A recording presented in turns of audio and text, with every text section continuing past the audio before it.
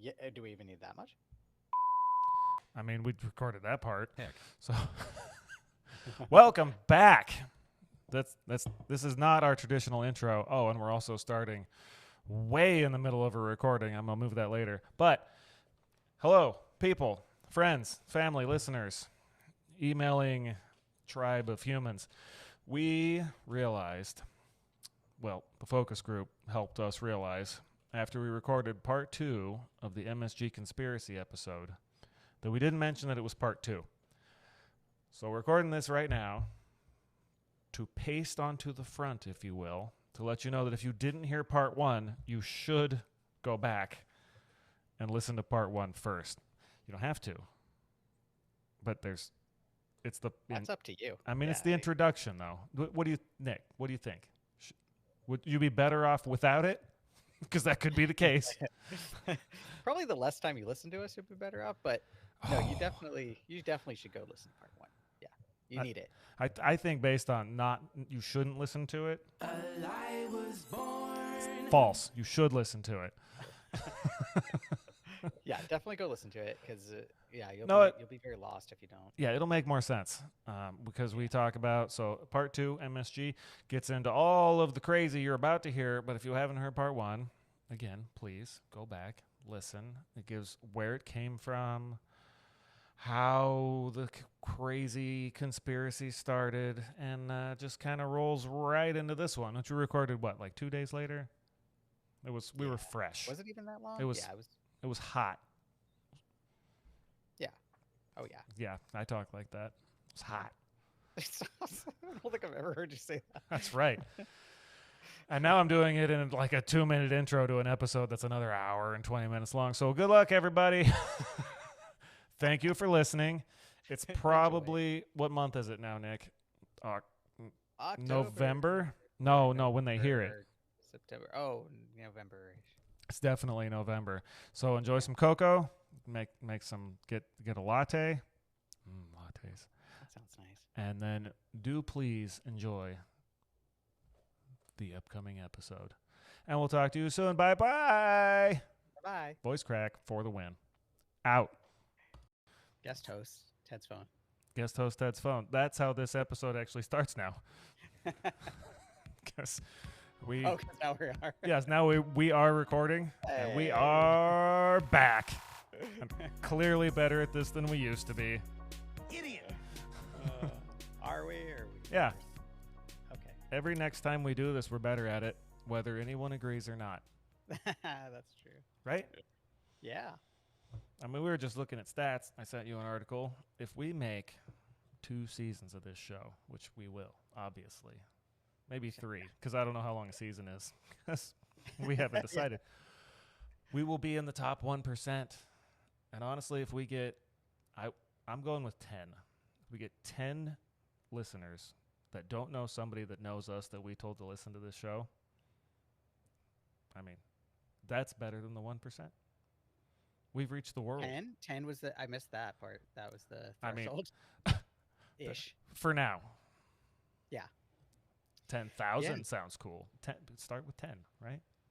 Like 100 sounds cool. Yes, 100 would be amazing. I think talking to our social media managers / our focus group, the head of our focus group, what other titles does she have? Marketing. Senior VP of marketing, yes. We added her as our brand ambassador. And most recently, MSG consumer and aficionado used for seasoning in tonight's dinner, and I tell you, it was tasty. I can't tell you that I tasted the MSG, but I can tell you it was in it. All right. What did you make? They're called porcupine balls, and we are so far off of where this tangent just started. That's fine. It's a meatball made with rice-a-roni that simmers in a pan for half an hour. And it's kind of like heaven. We usually eat them with fresh green beans. Delicious. That sounds pretty good, actually. Yeah, I'm down with that. But this did start with our focus group leader giving positive feedback on this episode, and that's not actually where that started. It was that we were talking about listeners, and I use my phone, as you know, to play sounders and intros and the music that we can legally play and this and that. But I'd really like to have a sound pad so I can just smash buttons on a little tiny screen. Yeah. I don't have any idea how to use one. They're not cheap. We were talking about me using my phone. She goes, why don't you just get a sound pad? I go, because that's a lot of money for a podcast that might be heard by 17 people. So that's where I went to. I went to 100. And I was like, I tell you what, if we get 100 like unique listeners across all platforms, because I plan on putting it on 3 or 4, and I don't know how hosting works, and I don't want to pay for it. So I was planning on just going to, I think YouTube is the most popular, obviously. Apple Podcasts is very popular. iHeartRadio is very popular. Spotify is where I registered this first. So I'm going to throw all the feeds on the things. And if we get that many new, unique listeners in season 1, I'm not going to say I'm committed to buying a pad board, but I probably will. Yeah, at this point, I think it's just one more little add-on. Oh, yes, Well, just a little not expensive box that has to be programmed. I have no idea how to use. It's fine. I'm looking forward to it. And resale value, yeah, maybe. I'll be buying used because that's my market. Yeah. And then if it doesn't work out, you just used market. Seems fine. I think we could find one that's not crazy expensive. No, they're not bad. In terms of if you were like a music producer and you needed a thing, not bad. Yeah. If you were a couple of guys who had regular jobs and did this not regularly, I mean, you don't need to buy one. But do you not need to buy one? Instead of scrolling through pages to be able to do things like, I could just smash it. Bam. Yeah. Wait, where did this is completely off topic. That's not pretty standard. It's it's related. Okay. You mentioned sounders. Yes. And I had never heard that term before. Did you make that up? No. Oh, that's like what they're actually called? That's so interesting. Sure. Yes. Yeah. Okay. I mean, it makes perfect sense. I just had never heard it before. And again, talking again with my wife, it was before we were recording this evening.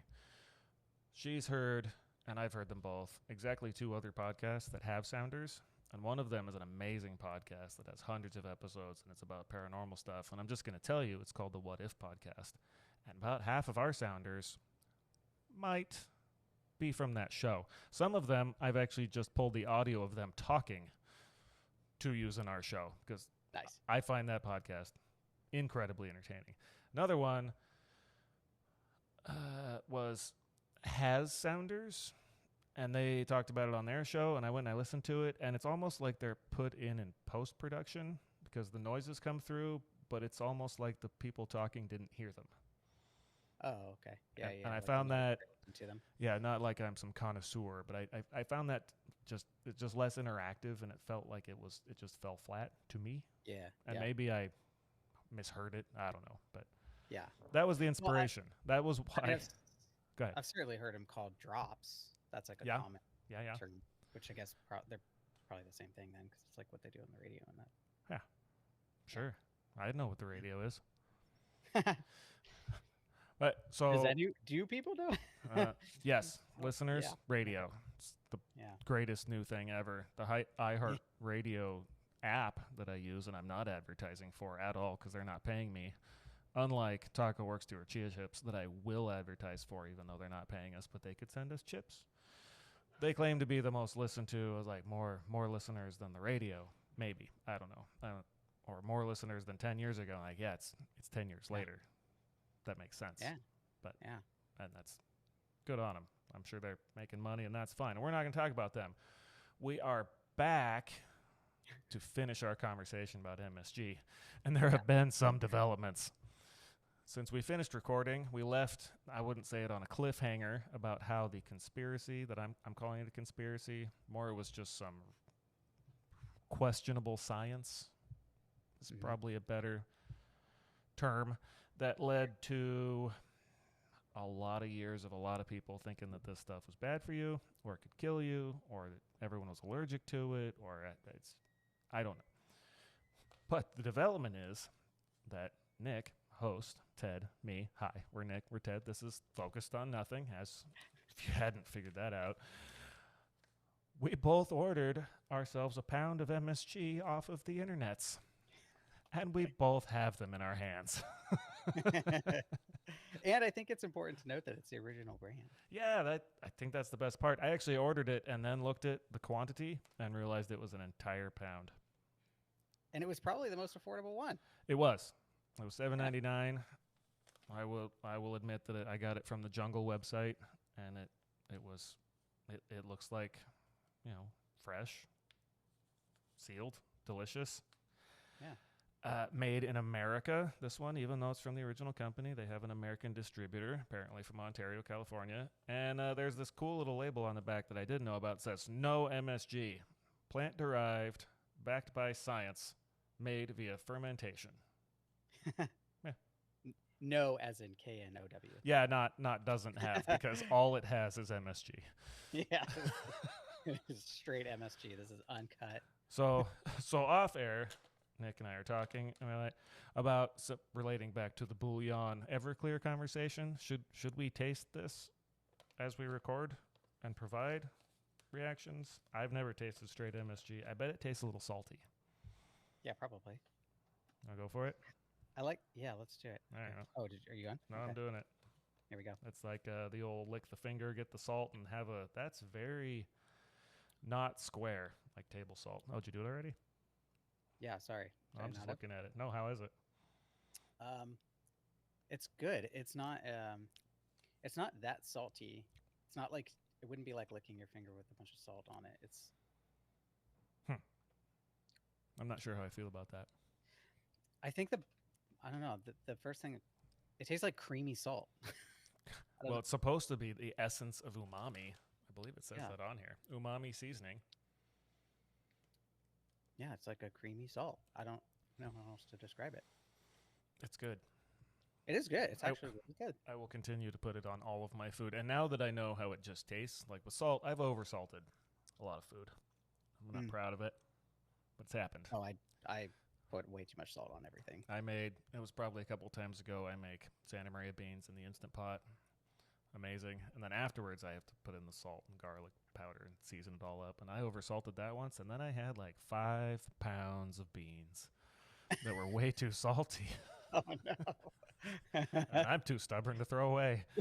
Yeah, you're going to eat those beans. Oh, I ate them. Oof, that was a challenge. We got there. Along with a couple gallons of water. Oh, sorry, cut you off. There's a lot of That does information end nicely, though. too. What do you got? It's just there's like the servings, like usage suggestion. It's a smallish bag, and It's a pound. I mean, the bag's Well, not yeah, that I mean it's a big. pound, but like It's a lot. talked about like how much you should use for soup, fried Yeah. noodles, fried rice, and then it talks about umami as the savory flavor, which we already It discussed. is. It's like umami. It's umami salt. Surprise to no one who actually Yeah. knew. Yeah, it's umami salt. This Delicious. is this is made from corn through fermentation process, similar to that utilized to make soy sauce. So if you weren't afraid before and you're still listening to this amazing content, order yourself up a bag. Support Ajinomoto. Get Yeah. yourself some MSG. Yeah, After I like them. or during, or pause it and come back, after you've learned about the wild ride that occurred after I had mentioned that a Dr. Robert Ho-Man Kwok, I'm going to go back to disclaimer. If I Dr. Ho-Man mispronounce That sounds anybody's Korean. name, I believe he was Chinese. Oh. Which doesn't make this wilder because it turned into a Chinese food conspiracy. It was just a dude. He was a pediatrician who lived in New England. It was like, my tummy hurts. Asked a question. After that, it blew up. I don't think he was trying to do anything nefarious. Yeah, so from the sound of it, he was just kind of reaching out. Was like, Yeah, Hey. to the scientific doctor community, Yeah. journal of medicine. Like, you guys know anything about this? Just me? yeah. Right. It's So raining when he from- wrote the letter, he was complaining about pain, doesn't say pain. It says about radiating in his arms. I'm going to assume either he was his wavelength changed and he was glimmering. Possible. But that weakness, doesn't say where, just general weakness. Heart palpitations, and this was all after eating at Chinese restaurants.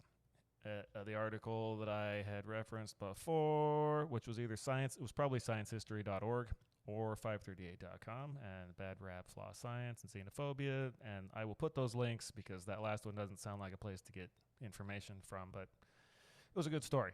Good article. Anyhow, it says he mused, so I guess the latter. Considered or suggested that it could have been cooking wine, MSG, or excessive salt that caused his issues he was experiencing after eating Chinese food. And then it would seem that a bunch of readers who read the journal responded with similar complaints. And then I'm going to use air quotes here, scientists, there was no air quotes in the article, but I'm set, it's coming, jumped to research the phenomenon. And Chinese restaurant syndrome was coined, born, what have you. It turned into a whole giant thing. Wow, that feels problematic. Yeah. Back then. It couldn't have been anything to do with Americans in the 60s being like Chinese people. And then maybe not long after World War II, maybe some unjustified bias or I don't know what, but it blew up. Yeah. Okay. Yeah. So a month later, the New England Journal of Medicine printed 10 responses from other doctors. I only have research from 2 of the doctors, but they said they reported discomfort after eating Chinese food, either in themselves or friends or patients. People, I guess, come in and be like, yo, doc, I ate this Chinese food. Don't feel good. That could be any number of things, right? Yeah, as if there's not a million other ingredients. Yeah. Or Allergic to, possibilities. Sometimes a restaurant might have some bad food, and they might not usually. But I've been to places and gotten sick, and I've gone back to the same place because it was good food, and I don't think it was their fault. And they weren't trying to poison me, and they don't have like a F on the health, rating. Yeah. And it's been fine. Now maybe that's me being dumb, but sometimes something just goes a little funky, right? Of course. Could have been that happened. Could have been that it was poison. It wasn't. Could have been. And I don't know. I remember if we dug into this last time, but I've been to Chinese restaurants. And by the 90s and the 2000s, and now, not the best ones, I'm sure, but a great many of them have buffets. I don't know if they had buffets in the 60s. Like, Yeah, that's a fun thought. I wonder when that started. I don't know. A person producing a podcast might look that up. Nope. Didn't do that. But what I will comment from my own experience is that when going to a Chinese restaurant buffet, I have left not feeling fantastic. And you know whose fault that was? Couldn't have been yours. There's just no way that you would. All right, good. We agree. Yes, wasn't me. It was eating pounds of the most amazing food and then going out and just waddling out of the restaurant like, oh no, this was a mistake. I already know. I'm going to Yeah, regret literal this. pounds. I mean, Yes, talking. bad idea. Yeah. So that may not have been a cause of this discomfort that they were experiencing at the time, but since I don't know better, it could have been. Could have been, but yeah. I don't know.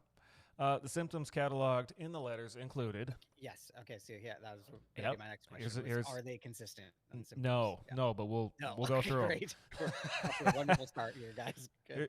Here's another one of Crystal's favorite segments of the show also. It's called Ted Reads Lists. It's a good one. Symptoms included fainting. Yep. Okay, just leaving that there. Back Okay. spasms. Okay. Sweating. Not to be too personal. I'm sweating right now. Maybe it was the MSG. Doubt it. It's being in the warmest area of this room in my house that has little airflow. Dizziness, flushed skin, and this one's particular, numb jaw. Okay. Yep. If your jaw goes numb when eating food, I honestly would advise against doing that again. Like, I've been sick. Yeah. I might have a sensitive stomach. My jaw has never gone numb. Never had back spasms. Nope, I've never fainted either. That's the list I was given. That's what we're going with. Right. Yes, sir. Sorry, you were speaking. No, Oh. you're good. Right. Okay. Next note, possible links between them, anyone's guess. They appeared all over the body and came at widely varying times after eating. Like, oh, I went to a Chinese restaurant. You know what? 2 weeks later, my back hurt. Like, bro, did you pick up something heavy? I don't know. So from here, it gets weirder or dumber, and it's geographically based, which is fantastic. Some doctors claim the syndrome, air quotes on that, only occurred in certain geographic locations. New York, Southern California, kill the hell out of you right now. Chinese food, dead. Hawaii, however, and or London, Chinese food, top notch. Totally fine. What? I would guess, now having not traveled around the world eating not food in China that is considered to be Chinese food, I don't know if it's different. I bet it's probably reasonably similar. I bet all the little mom and pop restaurants that make the really good food that you tell your friend about and they tell their friend about that isn't the big chain place probably have reasonably similar recipes, right? If it's a traditional. Yeah. And those Yeah. are always the best Kung ones. Pao chicken is Kung Pao chicken generally. We kind of all agree I don't on that. Yeah. That could be my assumption. Yeah. Okay. But that being the case, the doctors decided that depending on where you lived, you could be in more danger. Okay. Yep. And, apparently the New England Journal of Medicine realized that this was ridiculous at this point. And the editors who were publishing these responses from other doctors and people who had written in understood, realized that this was probably not a real thing. And the verbiage used was that they implied as much in a smirking editorial accompanying the replies, wondering aloud about the odd geographical spread and other issues with the claims. So, Okay. yeah, so they seem to be self-aware. That's good. I like that. Yeah. We're publishing this, we're getting a bunch of action on it, but this doesn't seem legitimate, right? Yeah. I mean, this is a journal of medicine. Journal of So Medicine. This is Yep. this is a legitimate source. So, right? so what would you assume, given that the Journal of Medicine seemed to be poking fun at it, what would you think newspapers might do with this information? Yeah, they're gonna pick that up and run with it. Uh-huh. That is exactly what they did. That's unfortunate. Uh-huh. Just blew the whole thing up. And then once newspaper got it, another newspaper got it, and it just spread like wildfire. And all of a sudden, this new syndrome that wasn't even a real thing and had no medical backing existed. Yeah, my thought would be that syndrome, that term, you said it was the Chinese restaurant Syndrome. food syndrome. Chinese restaurant syndrome. That's a newspaper written. Oh, that's a headline all day. Someone coined that, or they grabbed it from somewhere and they just took off. Because you publish that, people are gonna immediately be interested. And the whole thing started because one guy who probably, I'm going to give him the benefit of the doubt, legitimately was like, is there something to this? And then there were responses. It was published. There were responses. There were more publications. Newspapers got a hold of it and just blew up the country about it. Mm. To the point, like, I'm from the 80s, early 80s, if you will. But I remember seeing in movies signs for Chinese restaurant, whatever, person's going to the place, no MSG. And I remember seeing them, I think, maybe it's a projected memory of actually seeing those signs out in public. No, I'm pretty sure I remember that too. I don't think I'm planting that in my mind. Yeah, but no one could agree on the symptoms. No one could isolate the root cause. But there were a few people who were just on board going to prove that this was a real thing. So how did this end up really taking hold then and holding on for so long? I think that all the propaganda was enough, but there were a couple of dudes who decided to do some studies.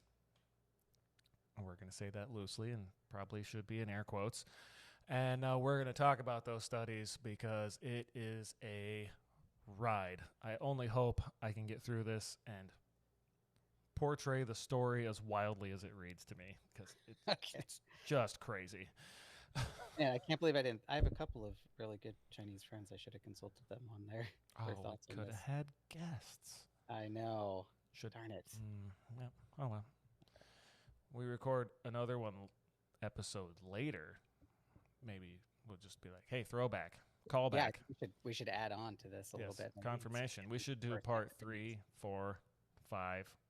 This MSG could be our entire podcast channel.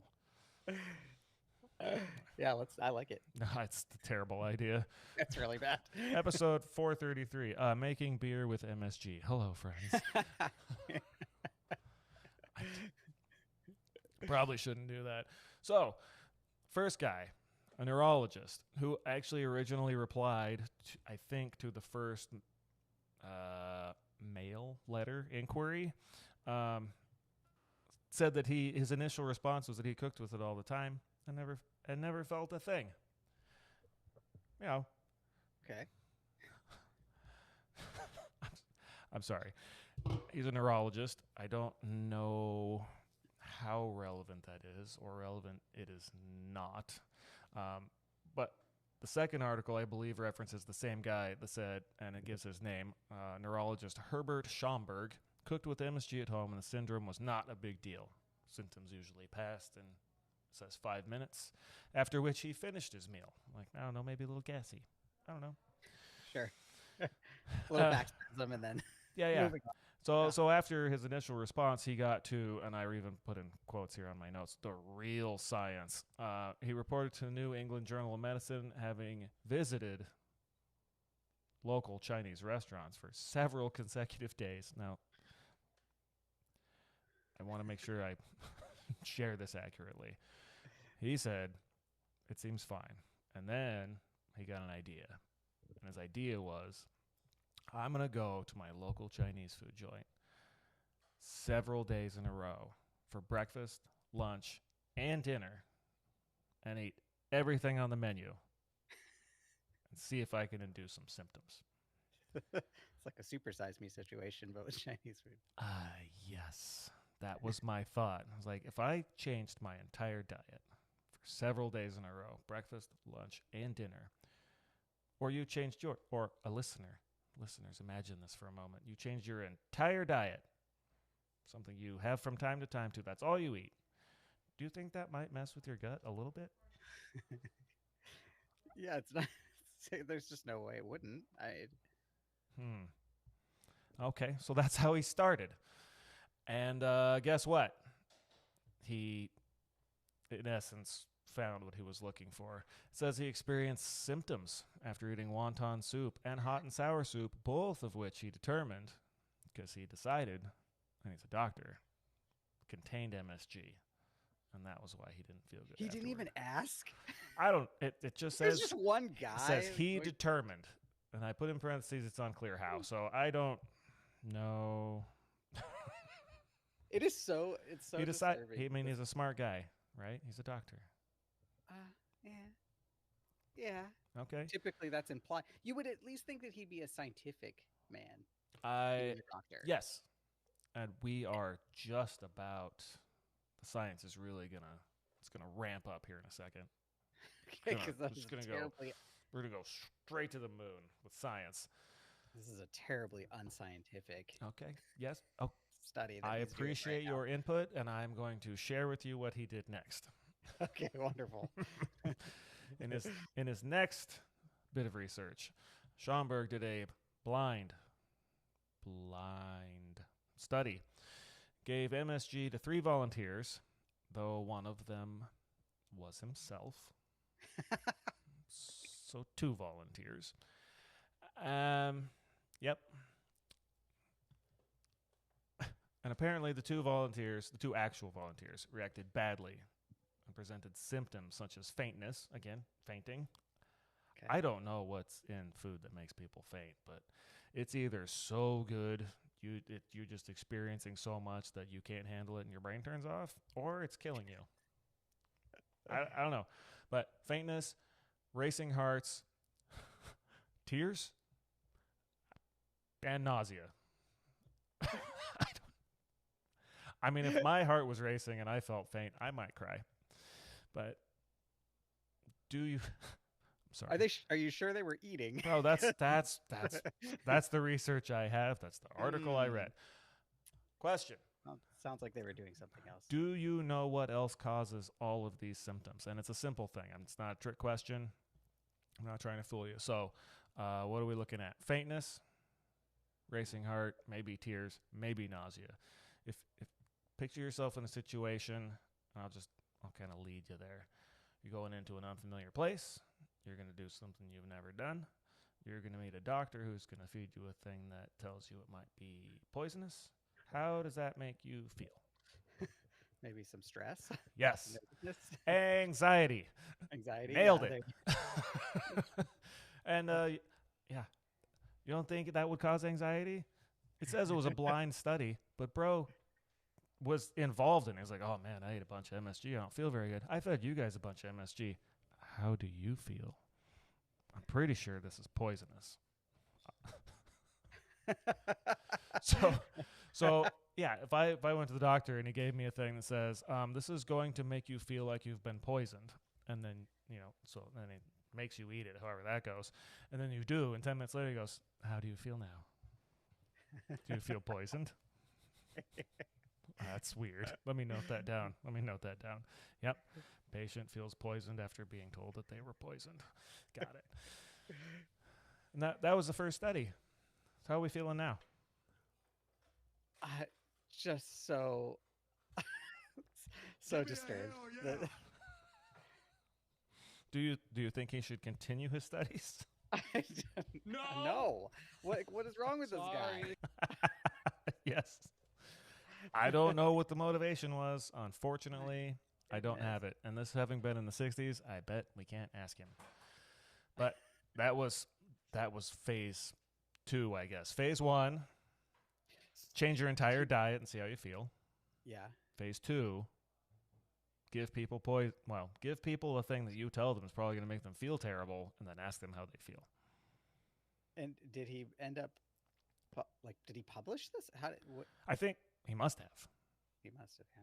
Because it was in you can Google this, it's everywhere. Yeah, what crackpot publication put this out? And most of the ones who have commented on it now do go back and say this was not scientific research, and it ends up being with the conclusion that we already shared, that MSG is fantastic. It's not for everyone, gluten's not for everyone. Some people probably do have some physical reaction that makes it not cool for them, and that's fine. But in general, it's a seasoning. Yeah, well, we already established, it's salt, basically. Well, I mean, it's a salt. It's a natural plant derived. It occurs in ingredient. I think, like naturally produced in, I think, the meats and tomatoes, and I don't want to go off and say a bunch of stuff that's inaccurate, but it does occur naturally in nature. Yeah, yeah.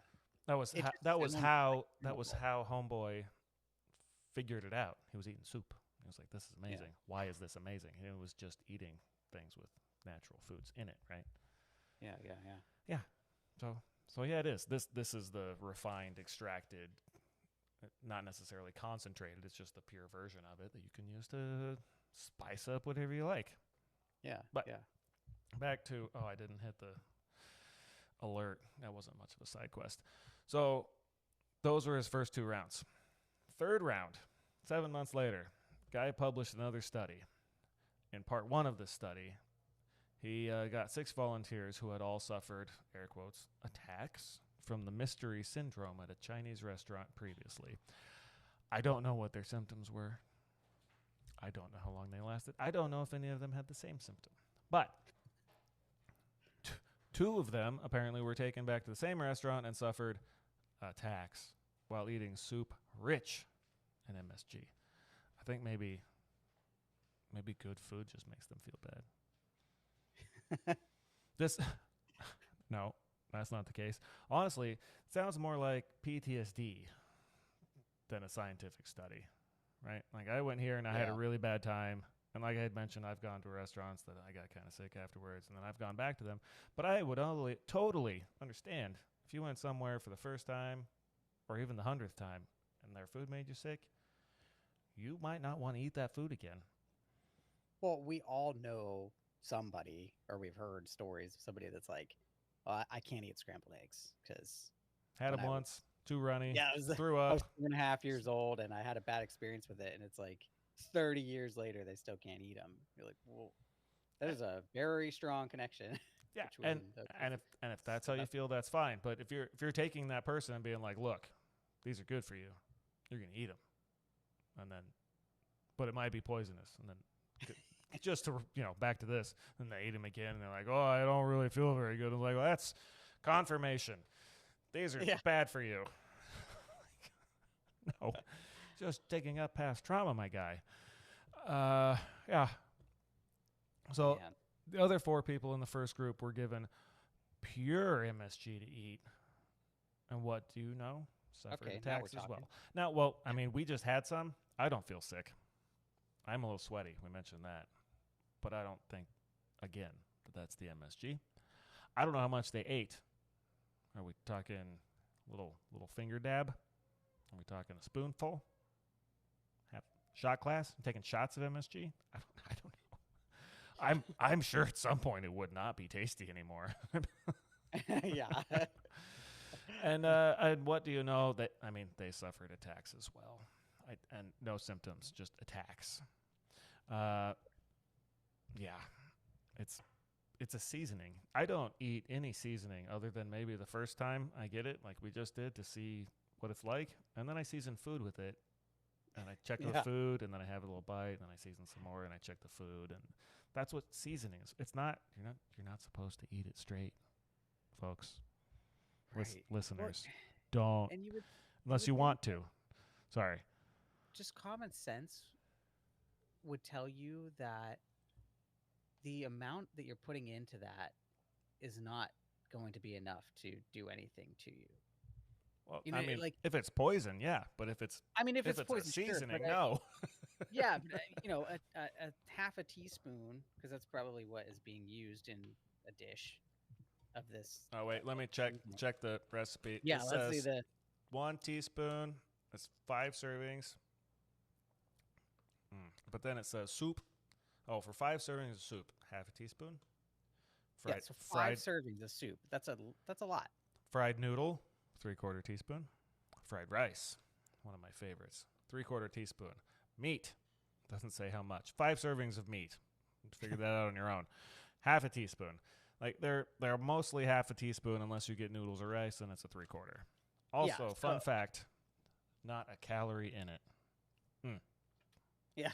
And a little bit of sodium, which we talked about. It's actually a pretty small amount of sodium, really. Well, yeah, because there's 1 sodium on each glutamic acid. Yeah. Not that really relates until you get into a whole bunch of other math that no one cares about. Oh, excuse me.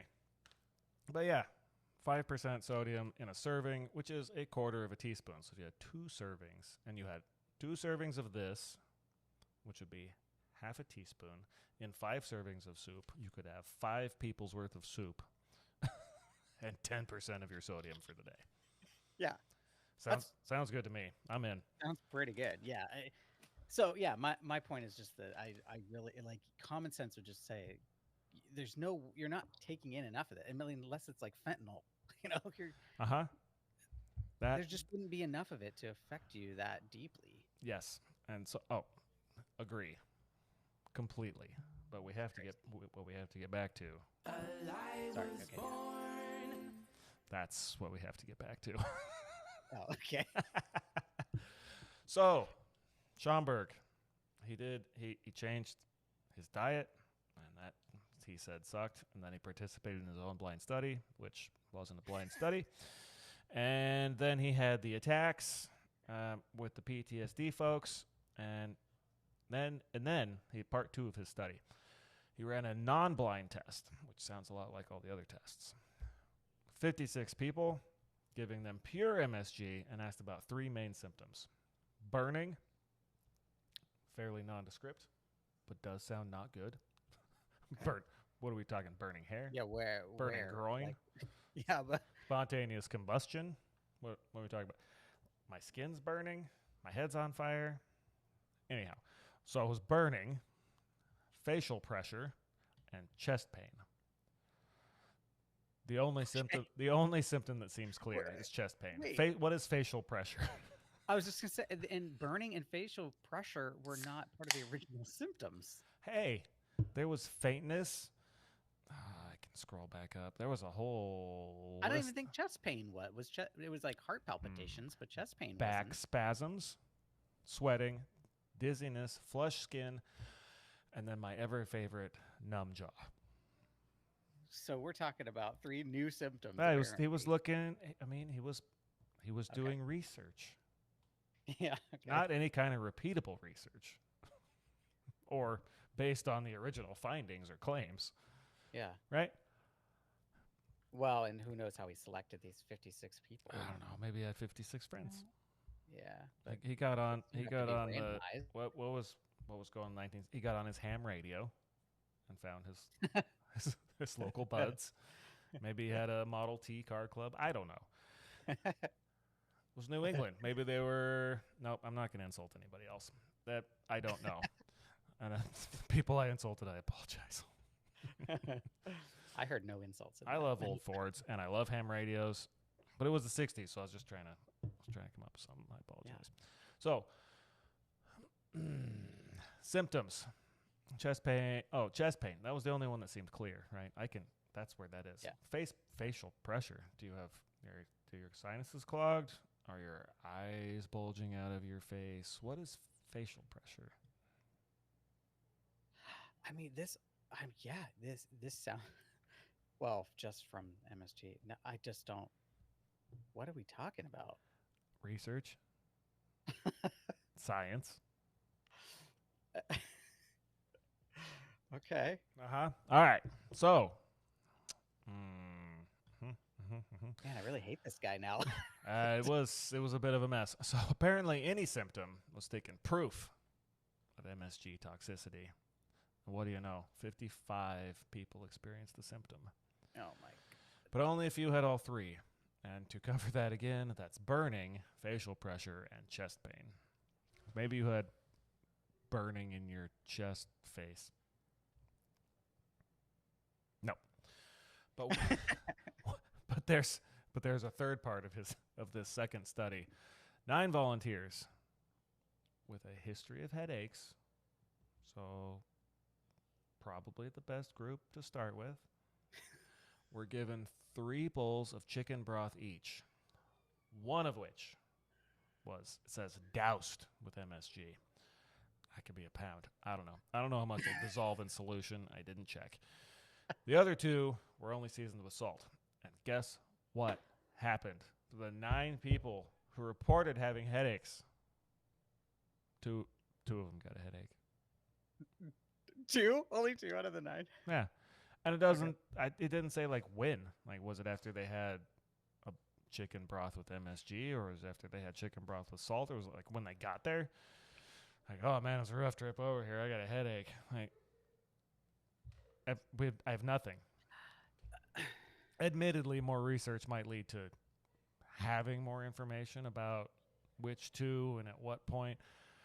But I have to say it based on the previous experiments and research. I don't know if that's necessary. None of this is necessary. Yes. Yes, I'm none of it not is. even- This is the guy who in the first letter, I'm assuming it's a letter, came in to the New England Journal of Medicine. He was like, I cook with that stuff all the time. It's fine. So how much of this was necessary afterwards? None. And this is the research that people referenced to believe that this was a real thing. Oh, yeah, no, MSG is bad for you. Look, this guy did research. He's a neurologist. No, sir. Not real research. Bad. Bad idea. Really bad. I'm not a scientist. I, Oh, but yes. Do I tell. went to college. Yes, I did too. Also not a And scientist. we learn how to do. We've all read plenty of things about scientific research and how to do empirical studies and such. I, I mean, I think it starts in like grade school. It's like you come up with a hypothesis. And then Yeah. you come up with scenarios. And then you do whatever research you can given the tools that you have to try to look into those scenarios. And then based on the data you've collected, you determine if your hypothesis is not even true, like reasonable or inconclusive, right? And if it's reasonable, then you do more research, more research, more research. This guy seemed to be like, nah, this stuff will kill you. I'm going to prove it. yeah. And that's example one. That's example one. I have another. And if you thought the first one was just bonkers, this one is going to be a treat. When did I talk? When did this start? It was in the 60s. Late 60s? Okay. That's when all of this hubbub came to be. And that doesn't really help for my next date because it was in May of 1969 that the next dude came along. Another doctor. Robert Olney, a psychiatrist. Okay. You heard me, right? A psychiatrist? Yeah. That's fine. Psychiatrists but are totally psychiatrists. I don't know how often they do lab research with mice to see how they react to drugs. But this guy decided that was his jam. So, I don't know how often he did it. He did it at least once. And we're going to talk about it.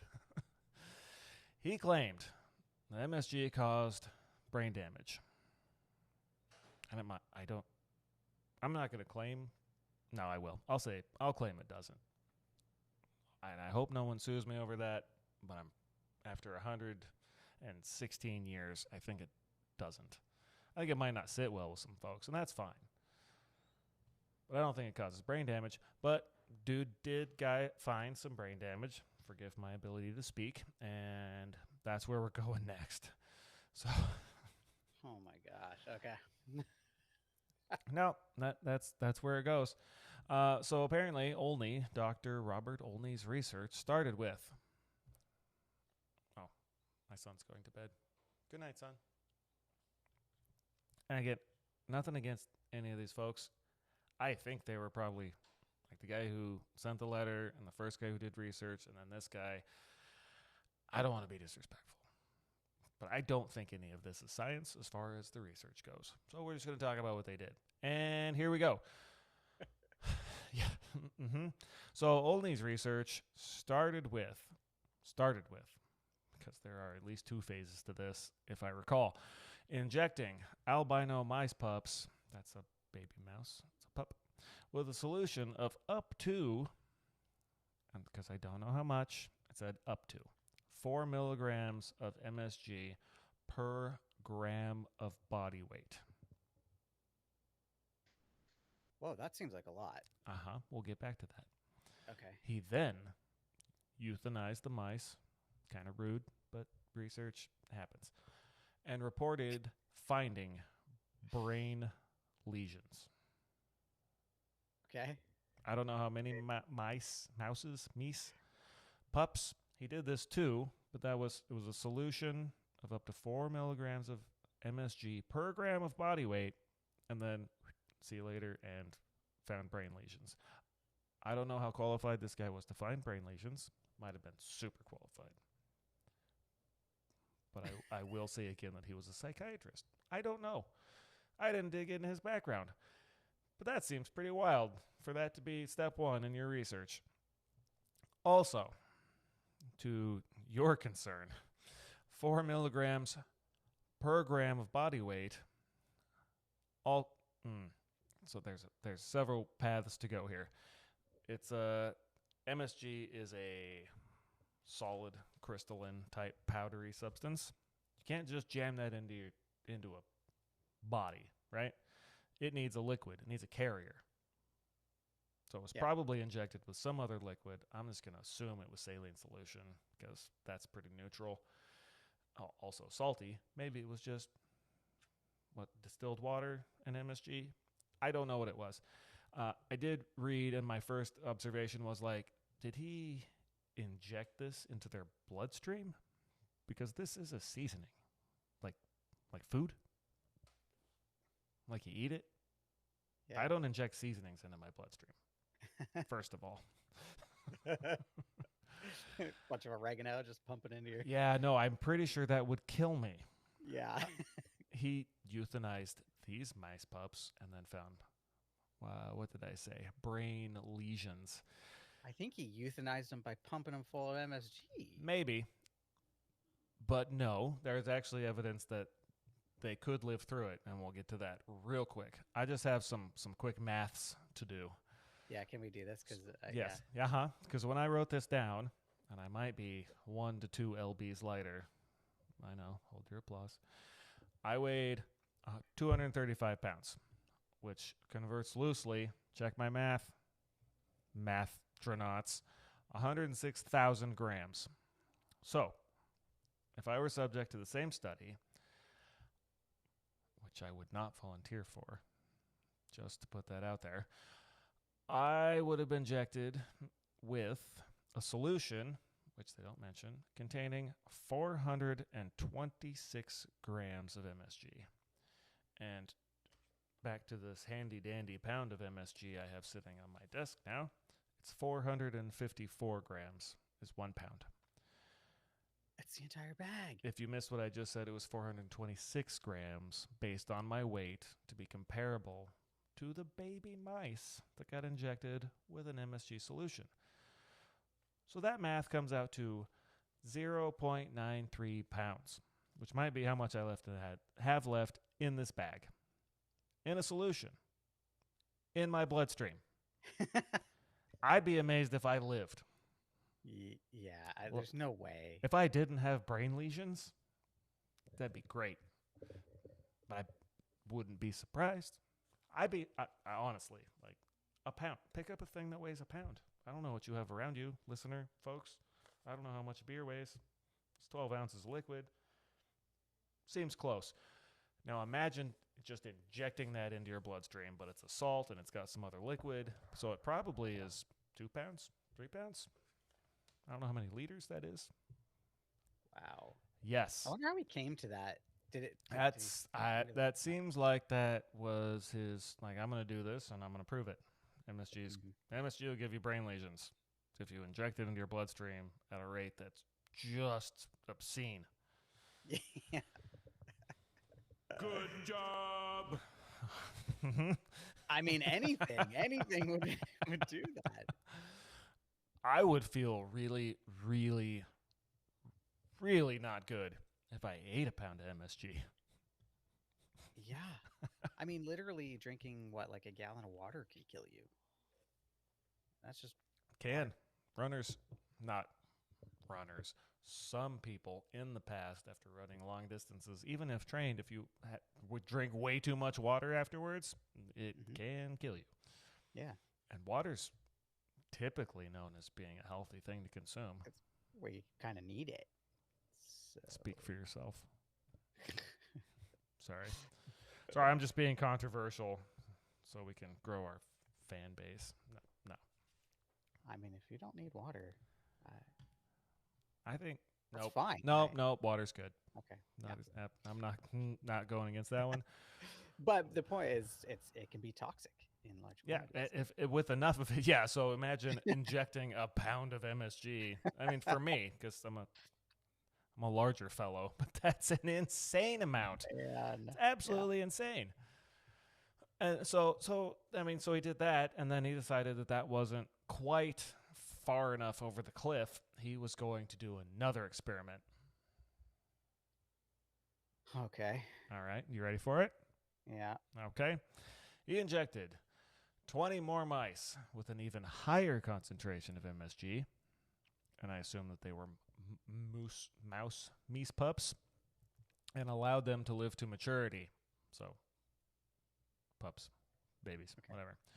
Yeah. In his scientific, air quotes, findings of these mice when compared to the 18 control mice, which apparently had 18. So he had 20 that he just jacked with MSG and had 18 control mice.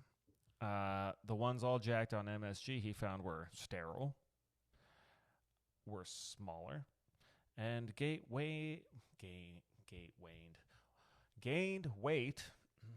Yep, talking is difficult. More rapidly than the control group. Were lethargic and had coats that, he quoted, lacked the sleekness of the control mice. Based on these findings, he did what he thought was best for probably the public and declared that pregnant... Oh, God, I wish I could talk. This would be so much more entertaining. He declared that pregnant women should avoid MSG due to the potential damage to fetuses. Now, in any of the things that I just said, did you hear anything about pregnant mice? No, how the hell did he jump to that conclusion? Okay, I have another question. Did you hear anything about... Now, we've already answered it. They weren't pregnant. Did you hear anything about fetus damage to mice? No, because obviously they weren't pregnant. There are so many things wrong with this conclusion. Most of which I'm sure I'll miss. But the guy, again, is a psychiatrist. And maybe he was a brilliant psychiatrist. But he did no testing on pregnant mice. And he pumped them full of even more MSG. And Don't just let that sink in. Let that sink in. But there's a bright note to this one that has nothing to do with Dr. Robert Olney. That's his name. It's got to be. It is that, a few months later, 3 physicians that I don't have names to, actual people who wanted to do research and provide truth for humanity, responded to his study with some facts debunking his entire story. Firstly, which we've talked about, the amount he injected was excessive. Like a whole pound, if it was me. And they didn't even eat it. It was injected into their bloodstream. I don't know. I like broccoli. And I've seen this meme on the internet, and I'm sorry for internet meme reference. I like broccoli. I can eat broccoli. I don't know if I could inject broccoli into my bloodstream and live. I would bet it's a bad idea. I can't. Yeah. So, but assault. I mean, it's assault, so you could live through it. That's what a saline solution is, right? It's a salt water, and it's hydrating, and you need electrolytes, and so that's fine. So this is technically a salt, but that's not how people consume the thing. So if you're trying to figure out if it's going to have an adverse effect, maybe it should be consumed. I'm just deeply surprised that these mice lived through that. The fact that they just lived at all, good on them. But what they did, like he probably didn't talk about methodology in terms of like how like you said, what did he put? How did he deliver it? It was injected over what amount of time? Probably as quickly as you could jam it in there. That's a guess, but that's probably not unreasonable considering the rest of it. Yeah. So excessive amount of MSG just jammed into their bodies. The physicians who were critiquing his work also noted that he did not inject the control mice with anything, like distilled water, saline solution. The volume of liquid it would take to transfer that amount of MSG into them was probably significant. And the control mice were just like, oh, you're a totally normal mouse. It wasn't just that the MSG was missing.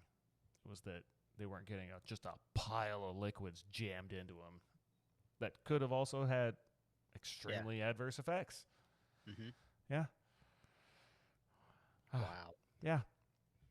I mean, I think you might be surprised by the answer because Yeah. just it's this 3-letter acronym and it's this scary, made non-natural produced seasoning and it's bad for you. No, I mean, not any more than anything else in moderation, I suppose. If you don't have some aversion to it, like if it physically makes you sick, yeah, don't eat it. But in general, it is a salt. It is a seasoning. It's not going to kill you. People in the United States were consuming MSG in canned soups and TV dinners for decades without even knowing it. It was so popular, it was brought over by the Chinese and Japanese as well. And the U.S. government, it was like putting it in MREs. Like, it's not, it's not hazardous.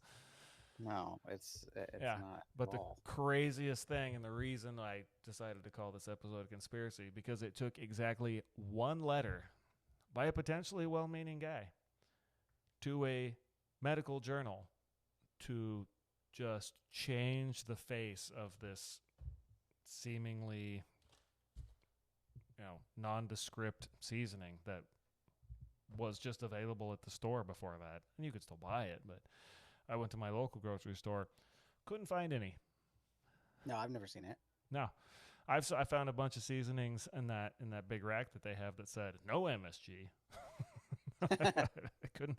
Probably 6 different kinds of salt, Himalayan and regular and potassium and iodized and non-iodized, but did not find any MSG. Man. Yes, that's a super interesting. Yeah, and Just I guess have your own opinion about the FDA. Fair, but past that, it has been on their list of generally recognized as safe. Like they have a list of foods generally recognized as safe forever, even during all of this hubbub. I was like, no, the FDA doesn't seem to care. Wow. Yeah. So, to your question, 2 hours and change ago about whether there's enough meat on the bone to record about MSG, yes, there is. And I would like to put some on some meat and some bones. I do stand corrected. Oh, it's great. I mean, we could probably put hours more into the social and economic impacts of the whole thing. That is important. I'm not going to diminish that. It doesn't sound as fun. I'm sorry for everyone that was a big bummer, and hopefully that has passed. And if it hasn't, it should have. I think that sounds kind of fun, but I'm kind of weird. Okay, fine. We can do it. I'm not saying we will, but we can. Just have to make sure it's not a giant bummer. These are supposed to be fun. No, we're not going to do that. But we may ask future guests, hosts, take shots of MSG. Yeah. Yes. Just tell us what their initial thought of MSG is. What I need to do is get some Taco Works tortilla chips. Hello, Taco Works. We love you. And we could give them to our guests because MSG is fine. Those chips, life-changing. I'm telling you, they're the best tortilla chips that have ever been made, and I don't care if they send us any, though I'm fine if they do. That's focusedonnothing@gmail.com. We will give you our address. Oh, that was actually, I think, our focus group. Spoiler alert, it's my wife. Listened to most of the previous episode and then said that she would listen to the rest of it after we record this because, you got to keep that content moving. Got to be on deck. That apparently was her favorite part of that whole episode was when I said I was going to send them the RSS feed to this and begging for some excellent foodstuffs. I'm here for it. If it works, great. If one person listens to it over there and they're like, nope, we don't need to send this up the chain, that's fine too. If no one listens to it, I'll live. It'll be okay. How far are we into this? We are recording. I don't know. There was a snafu back there. Someone may have noticed. I don't know if they will or not. Oh, apparently your audio stream went from stereo into mono, but it's recording. So I'm gonna say that I apologize for all of that, but it looks like it's fine, and this will get published anyway. Thank you for listening. So the last thing I did, which we can get into if you want, or you can choose not to, I went to my local grocery store and did field research to see if I could find foods that have MSG in them. And I am willing to read off a few of them. Not willing. I would love to. Read off a few of them to you to see if you can guess whether they do or do not have MSG in them. Okay, yeah, let's do it. That sounds fun. I'll pick my top however many I get to, and listeners don't get to choose because it's my show and I do what I want. Soy sauce. Kiko Man soy sauce. I don't know how to say it. It's fine. You know the stuff. Yes? No. Absolutely not. Not the ones I checked. Mrs. Dash. You know, you've seen that seasoning, right? Yeah. Yeah. What do you think? MSG or no? Yes. Nope. No MSG. Oh, No, you pick it up and you look at the back. It says no MSG, no salt. They're on top of it. I'm pretty sure soy sauce has salt in it, but I couldn't find one of the ones I checked. Well, the only reason I said yes was because it talks about how it was derived from I don't remember. What did it say on the bag? Something about soy sauce. So I thought maybe it would be part of it. I mean, I have the bag. It was said something about plant-based. It says a fermentation process similar to that utilized to make soy sauce. Similar, but not soy sauce. Okay. MSG. Okay. And here's where we get into brand names. So I'm just gonna not. I'm just gonna not say that. So, oh my gosh. Nope. Wait. Don't do it. Crystal's gonna hate this part. Yep, that's a tangent alert. Why did I do that? It was not saying the brand names. God bless. I got so caught up in the sounder, and she's really going to hate it now. Anyhow, I got back to it. Put the Zoe, my daughter, play softball. She had a rec league softball game yesterday. It was awesome. I recorded the whole thing on the GoPro first time, and then I uploaded it to YouTube so I could share it with the team so they could go watch, play back the film, if you will, if they want to go check on how they did. Also, while the game is going on, there's some walk-up songs that might be played, and then there might be music between innings, and probably none of it's copywritten, but YouTube definitely emailed me, and they're like, these are the many violations, and these are the territories that this video cannot be viewed in due to these violations, and it was something at the end to like, we're not shutting down your account. And I was like, cool. What? Thanks. Because it's copywritten music. It was just recorded. Oh. I was playing the game, and then there was music playing in the background. It wasn't like put to it for a soundtrack. It was just picked up on the recording. Oh, okay. And it found almost all of it. Wow. Yeah, that's a good algorithm. Yeah. Yeah. So, I'm not, going through this list, I'm not putting any labels on blast. Obviously, I love MSG. I love Taco Works. They put it on their label. So, you know what? I changed my mind. I'm not gonna fake it. But this is based on the fact that I can read and saw what I saw. But, so, back to it. We went with Mrs. Dash. No. Soy sauce. No. Campbell's chicken noodle soup. What do you think? Has or has not? Tangent over, by the way. Well, now I want to say no because I got the first two wrong, but probably is. Yeah. That's a big hell yeah. They put it in soups and TV dinners for years. They probably still do. Yep, that's a big hell yeah. Okay. And then I'll just give you this one. Campbell's makes like their chunky soup line. Yep. I'm familiar. So I checked one. Maybe a bunch of them don't. But the one I checked did have MSG in it. Spam. Oh. Ooh, Spam is tasty. And it's delicious. a little concerning, but it's tasty. I know, and it is salty. I guess, gosh, I want to say yes to that one too. It wasn't supposed to be a trick question, but I had to include it. I don't know what's in Spam because there are no ingredients listed on the can that I could find. It just says ham and natural flavors or something, No, right? no, I couldn't find doesn't? any ingredients listed. Apparently, it's just made out of Spam. I looked, and I was like, where? And I could have missed it. But I saw nothing. They have to print it on the can. I thought so, but it's Spam. Maybe they got an exception. They've been grandfathered in. Like, well, I mean, everybody knows this is Spam. If you're eating it, you don't care what's in it. The end. And that's not to say that it's not good, okay? It is. It has its place. Oh, my gosh. That's amazing. Yeah, the first time I had that, I was backpacking with the Boy Scouts. It was a long time ago. Anyhow, couple more for you. Rapid fire. Pringles Original. No? No. You are correct. Pringles Barbecue or sour cream and onion or cheddar cheese. No? Yes. What? Uh-huh.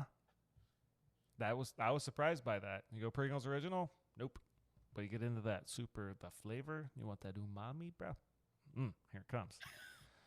Doritos, Cool Ranch. I'm going to lump them together. And nacho cheese. Yes? Yes. See, Fritos. I learned fast. Yep. Curly, the Fritos, little Scoopy boys. Yeah, Frito with a chili cheese or the regular? No, Fritos. Okay, then no. No. And then I don't have chili cheese, but I have barbecue Fritos. Yes. Yes. You're picking it up. Like original flavor?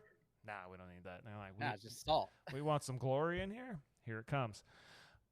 Lay's, and I'll give this one to you. It's freebie. Lay's Original, didn't see it. Lay's Barbecue, also didn't see it. Huh. I didn't see it. And again, I mean, this is all based on my ability to read. So I accept no responsibility for these results other than this is what I found.